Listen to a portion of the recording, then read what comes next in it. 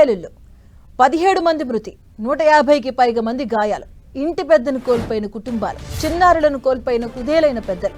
సరిగ్గా 12 ఏళ్ల క్రితం జంట పేలుళ్లతో హైదరాబాద్ దద్దరిల్లింది.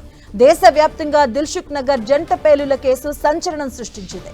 ఈ కేసులో నిందితులుగా ఉన్న భత్కల్ సహా 5 ఉగ్రవాదులకు 2016లోనే ఫాస్ట్ ట్రాక్ కోర్టు ఉరిశిక్ష విధించింది. అయితే కింది కోర్టు తీర్పుపై ముద్దాయిలు హైకోర్టును ఆశ్రయించారు. ఈ పిటిషన్పై హైకోర్టు నేడు తీర్పు వెల్లడించింది. ఇదే అంశానికి సంబంధించిన పూర్తి అప్డేట్స్ మా కరెస్పాండెంట్ సునీల్ అందిస్తారు. సునీల్,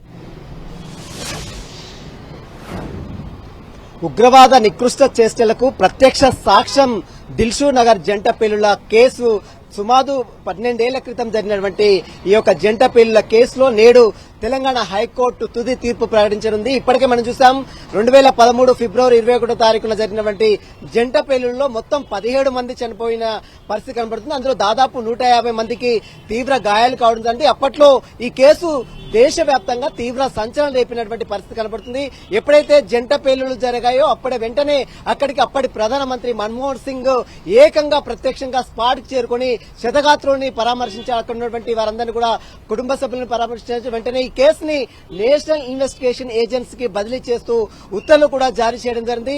ఇక ఈ కేసుని ఇన్వెస్టిగేషన్ చేసినటువంటి ఎన్ఐ అధికారులు ఈ కేసులో మొత్తం 6 నిందితులను గుర్తించారు. అందులో 5 ప్రధానంగా అరెస్ట్ చేశారు. అందులో యాసిన్ భక్తల్తో పాటు ఈ కేసులో ఉన్నటువంటి మరొక వ్యక్తి అసదుల్లా అఖ్తర్, అదేవిధంగా తాసిన్ అఖ్తర్ తో పాటు మరోవైపు ఎజాగ్ షాయక్, జిఆర్ రెహమాన్, మొత్తం 5 నిందితులు కూడా ఎన్ఐ అధికారులు అరెస్ట్ చేయడం జరిగింది.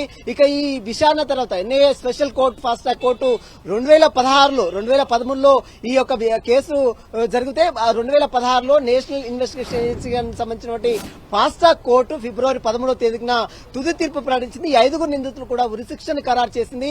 ఇక ఎప్పుడైతే ఎన్ఐఏ స్పెషల్ కోర్టు ఉరిశిక్షను ఖరారు చేసిందో ఈ 5 నిందితులు కూడా ఎన్ఐఏ కోర్టు ఇచ్చిన తీర్పుని సవాల్ చేస్తూ హైకోర్టులో పిటిషన్ దాఖలు చేశారు 2016లోనే. అప్పటి నుంచి దాదాపు 9 సంవత్సరాల పాటు సుదీర్ఘంగా విచారించినటువంటి హైకోర్టు ఈ రోజు తుది తీర్పు ప్రకటించింది. జస్టిస్ లక్ష్మణ్ బెంచ్ ఈ రోజు ఈ తీర్పును ప్రకటించే అవకాశం ఉంది. ఇప్పటికే దేశవ్యాప్తంగా తీవ్ర సంచలనం సృష్టించినటువంటి ఈ యొక్క బ్లాస్ట్ కేసులో మరి కోర్టు ఎన్ఐఏ కోర్టు ఇచ్చిన తీర్పును సమర్థిస్తుందా లేదా కోర్టు ఏమైనా ఎగ్జామినేషన్ ఇస్తుందా అనేది కూడా సర్వత్రా ఆసక్తి అయితే నెలకొని చెప్పవచ్చు. మొత్తం 5 నిందితులున్నారు. అందులో మొత్తం 6 నిందితులుంటే ఒకరు ఇప్పటికే చనిపోయడం జరిగింది. మరొకరు యాసిన్ భక్తల్, రియాజ్ భక్తల్ ఇంకా అదుపులో తీసుకోలేదు, ఇంకా అతను పరాల్లో ఉన్నాడు. ఇంకా మరోవైపు ఇప్పటికే 5 అదుపులో తీసుకున్న నేపథ్యంలో 5 సంబంధించిన కోర్టులో హైకోర్టును ఆశించారు కాబట్టి 5 సంబంధించిన విషయంలో కోర్టు ఈ రోజు ఎలాంటి తీర్పు ప్రకటిస్తుందని మాత్రం సర్వత్రా ఆసక్తి అయితే నెలకొని చెప్పవచ్చు. దాదాపు 17 మంది అఫీషియల్ గా చార్జ్ షీట్ లో పేర్కొన్నారు. 17 మంది చనిపోయారని. తర్వాత ఇటీవల కాలంలో ఒకరు చనిపోయినట్లు కూడా తెలిసింది. చాలా మంది 150 మంది శతగాత్రులయ్యారు. చాలా మంది తీవ్ర గాయాలు కావడంతో దాదాపు 500 మంది స్టేట్మెంట్ నమోదు చేస్తున్నారు. దాదాపు వందలాది డాక్యుమెంట్స్ ని, ఫోరెన్సిక్స్ రిపోర్ట్ ని, అన్ని ఎవిడెన్స్ కూడా ఎన్ఐఏ అధికారులు కోర్టుకు సమర్పించారు. హైకోర్టు ఎన్ఐఏ కోర్టు ఇచ్చిన తీర్పు కాపీస్ అయితే ఇప్పటికే హైకోర్టుకి సమర్పించారు.